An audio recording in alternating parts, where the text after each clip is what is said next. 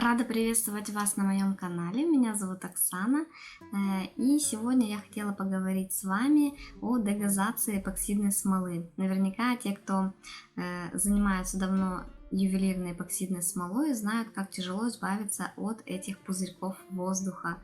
Когда мы начинаем мешать смолу, они постоянно образуются. Какие-то пузырьки выходят на воздух в более качественной смоле, более жидкой, а какие-то пузырьки все-таки остаются внутри, и даже после разливки их в силиконовый молд они там остаются, и убрать их очень сложно. И сегодня я хотела поделиться с вами, как можно избавиться от этих пузырьков механическим способом. Кто-то сам отметил все-таки в вопросе, что значит механический. Механический — это значит своими руками. То есть есть машина, автомобиль, да, с автоматическим управлением, то есть автоматическая коробка передач, а есть механическая. Механическая — это то, что мы делаем своими руками, то есть механически. Вот. Есть дегазатор, который включил в розетку, поставил вакуум, и он сам вам убрал все пузырьки. А механически — это значит, нужно будет поработать руками, и нужно будут определенные усилия. Итак, моя система может быть некоторым знакома, кто-то может быть и догадывался до этого, но не пробовал. Я решила попробовать. И давайте посмотрим, что же это такое.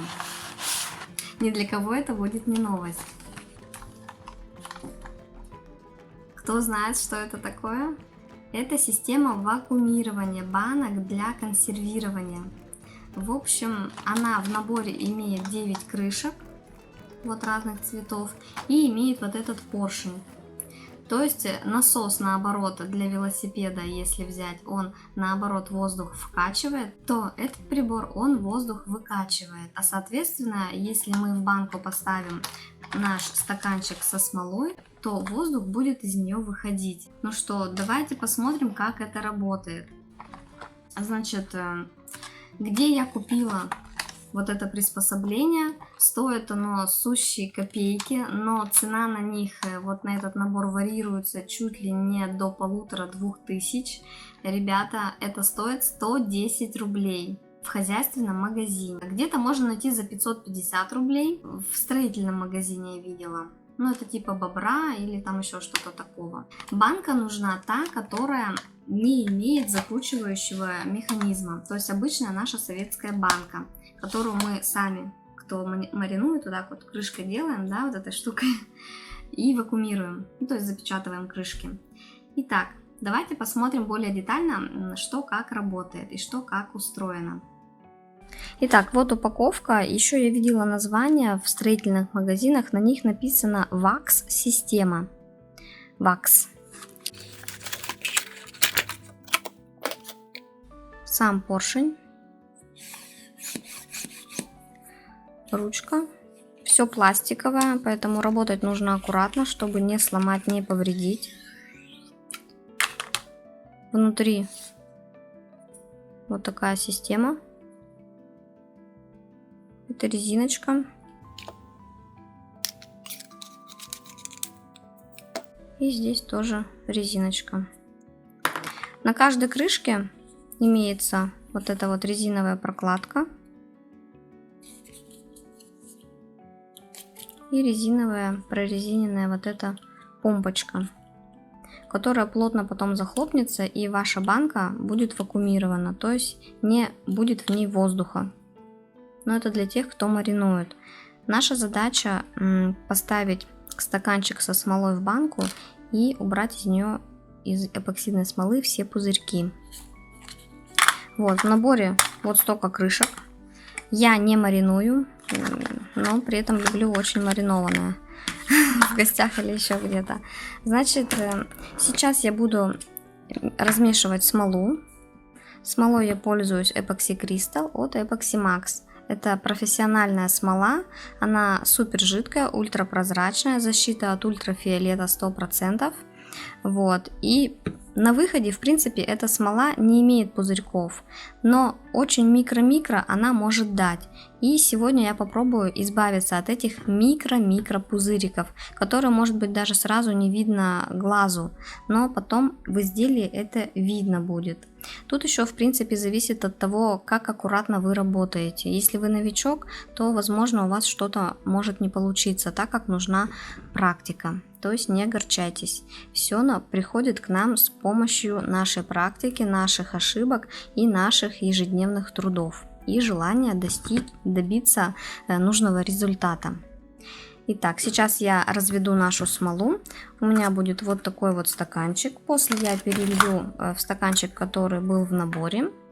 И поставлю этот стаканчик в нашу баночку. Итак, мне нужно будет небольшое количество смолы. Мне нужно будет сделать дозаливку изделия. И остальную часть смолы потратить на нужные мне детали. Итак, я буду разводить 5 на 1,75.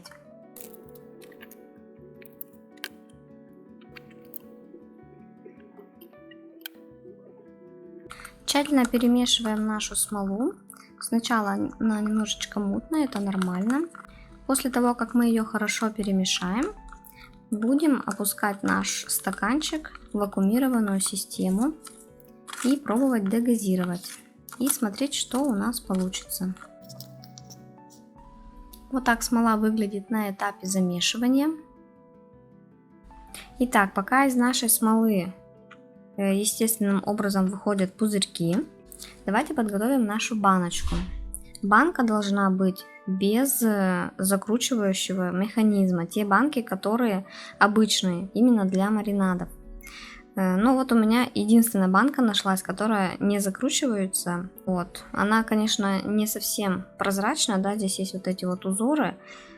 Но я постараюсь показать максимально близко вам. Как подготовить банку?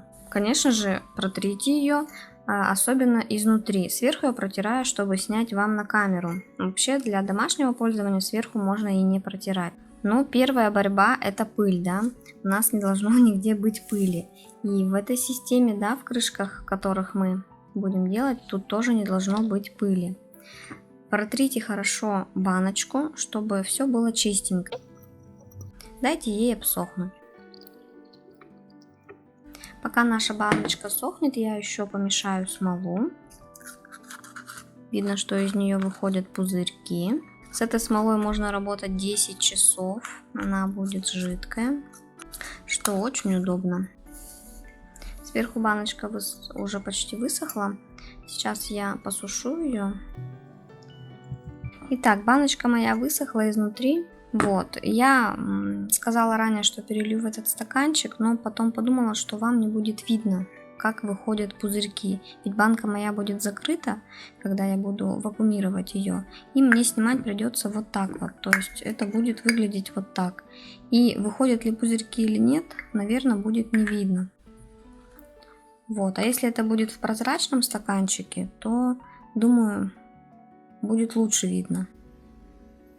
Да, проблема еще в том, что не у всех в банку, да, чтобы поставить маленький стаканчик, влезет рука.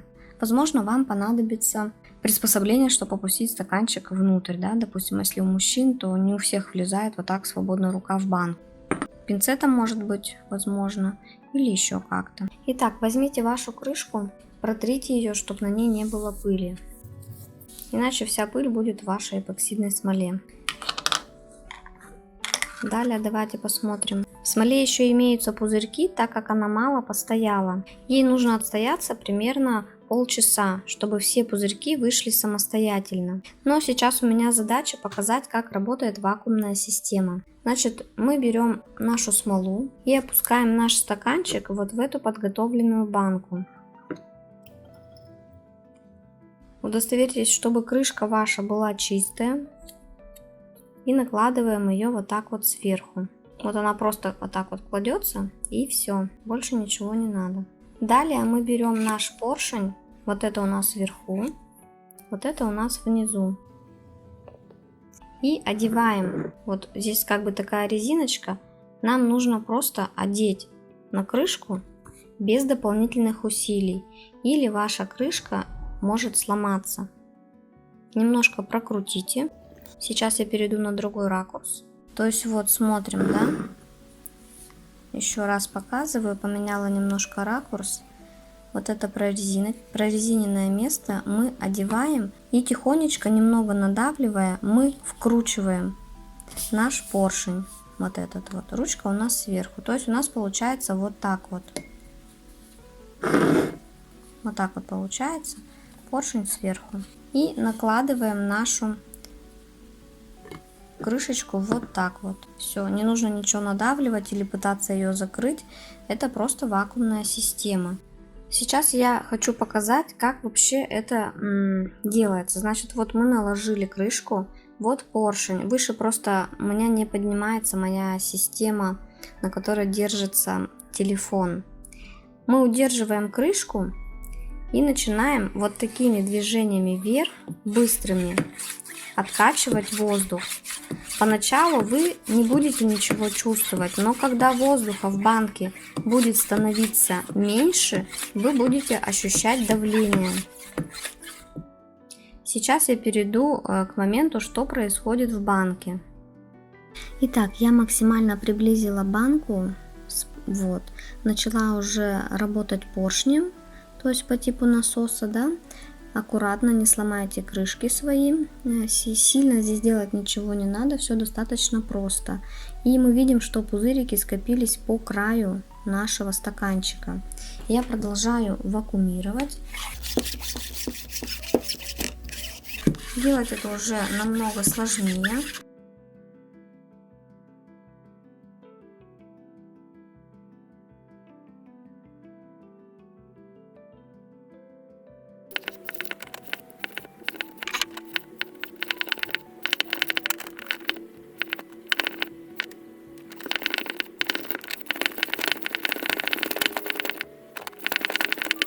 Происходит это, конечно, не быстро. Если вы устали, вы можете отдохнуть. Итак, я вакуумирую примерно уже минут 7. Я смотрю, что пузырьки мои стали более мелкие. И видно, что сверху образовалась такая пена. И образовалась вот такая пенка. Пенка — это нормально. Я интенсивно убирала пузыри с помощью поршня. Пена по краю, которая была, она ушла. Вот, и пузырьки расформировались, их стало намного меньше по всей поверхности стаканчика. Когда мы убираем поршень и вам надо снять крышку, она просто так не снимется, чтобы ее не ломать и не деформировать. Вот здесь клапан, его просто приоткрываем и воздух выходит.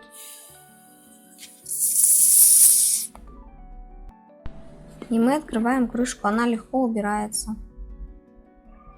Когда мы откачали примерно 5-15 минут, пузырьки скопились наверху нашей баночки, нашего стаканчика со смолой, то убираем поршень, спускаем воздух, и крышка наша убирается. Я уже перелила в другой стаканчик. И смотрим, что маленькие пузырьки остались, но они сверху. Их можно убрать с помощью горелки или с помощью зажигалки. У меня зажигалка, к сожалению, заканчивается, но вот видно, я сверху немножко поводила, и пузырики ушли.